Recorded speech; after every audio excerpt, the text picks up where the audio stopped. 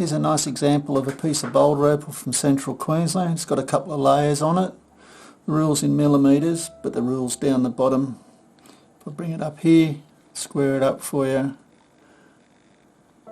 gives you a truer idea of the size.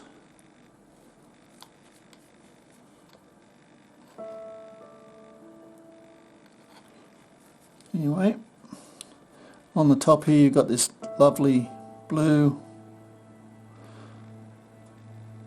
layer here, and then underneath you've got this seam coming through here.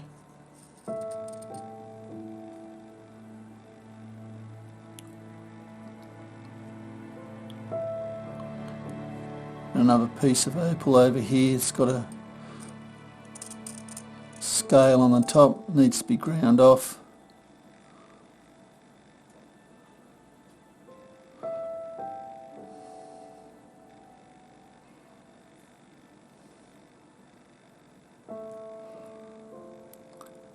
Couple of nice examples there, and then you're getting that. But I think you're going to have to cut, if I was doing this I'd cut through there, square, so you've got that face.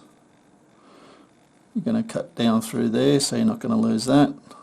Cut through there, then you can cut through there to get that face, still missing that. Then cut that off that way, and then look at the veins that you've got left afterwards. You're generally better to chase what you can see, not what you think you might get. But then, of course, like everything, there's an exception to every rule. I hope you've enjoyed. Cheers. Good luck with your cutting.